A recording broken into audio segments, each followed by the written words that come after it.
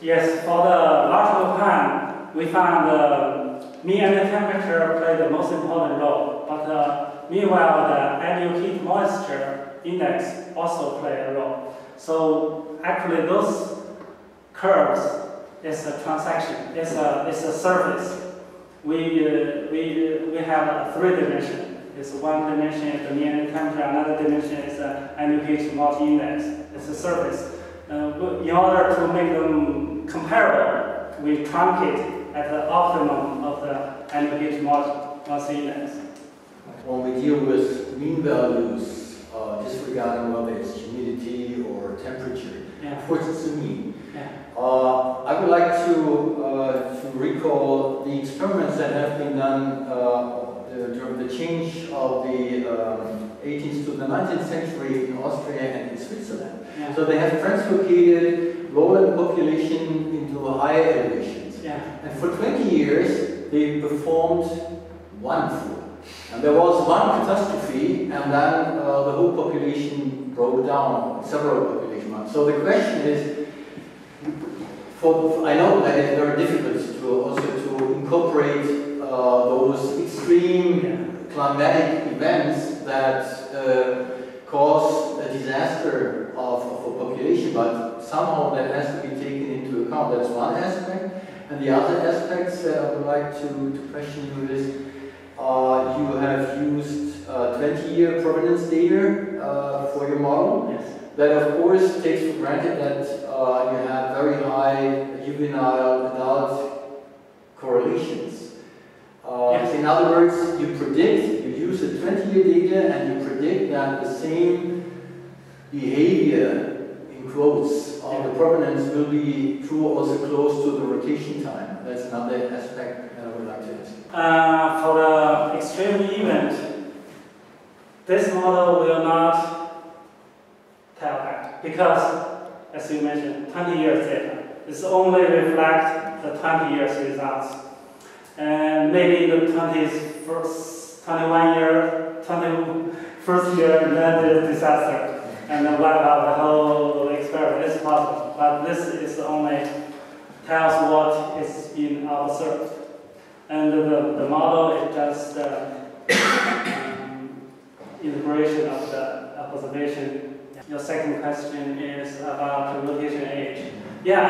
For a long time we found the linear relationship. The ranking doesn't change much after 7 years old. And the 20 years, 15, 20 years, 10, we compare them.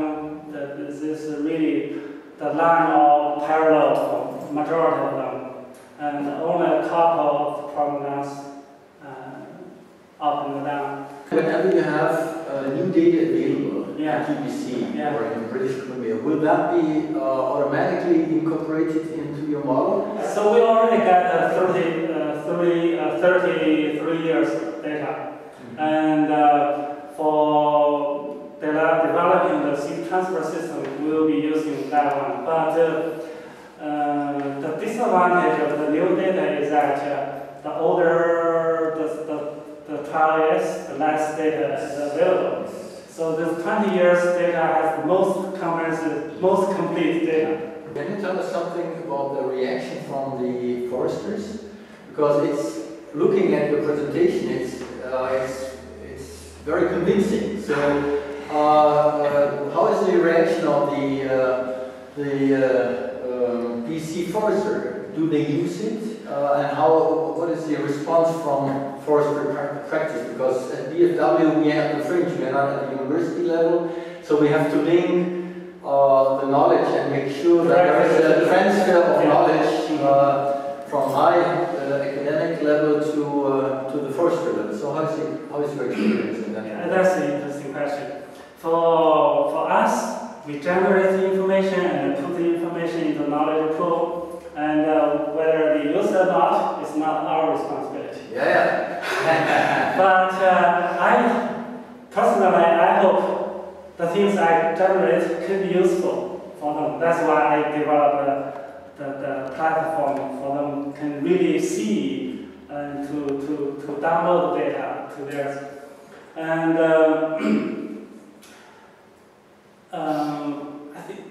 they are very interested to our results, but in order to use them, they have to follow the policy. The BC ministry need to build this policy.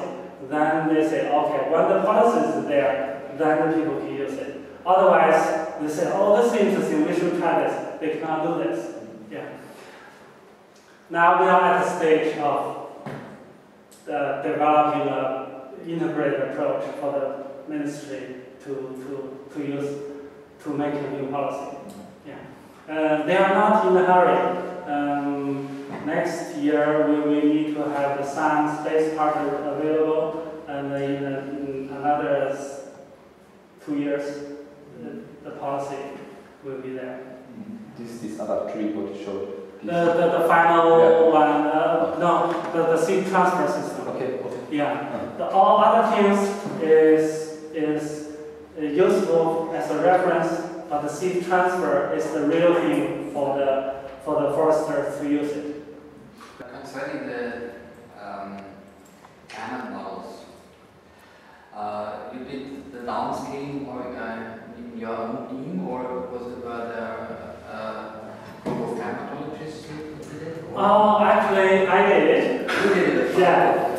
And we use a combination of bilinear interpolation and also partial derivative functions to make the elevation adjustment. We combine them together to generate this, then validate with the weather station data. Yeah. I have a paper, I have actually 2 papers on that. If I recall correctly, for Vancouver Island, the majority of the models predicted the same trend. Is that correct? Looking at your, or if I recall correctly. Yeah, that's a very stable. Okay. Yeah. So disregarding which model you use, when you are in Vancouver Island, and if you would like to select the best provenance that has to be translocated, you will get a certain population and you have high security, so to speak, right? Because all the models predict that Vancouver Island will change in a certain direction. When you're in the center of BC, it might be completely different, but though the model, the software that you can use via the internet predicts the best provenance, right? However, there will be a higher degree of, or smaller security. Yeah. Is that given to the user, that the user knows the variability of those different models, or will that be hidden somehow? No, that's already in the publication, and this variability map already available for public to access. So you would know as a user that in the center of BC, the best provenance has a higher insecurity, or the precision cannot be that high in comparison to somebody that selects the same stuff in Vancouver Island. The consensus map is for the ecosystem. It's not for the provenances. Ah, okay. Yeah. So for the provenance, can be a different story because the ecosystem is a combination of many kind of variables.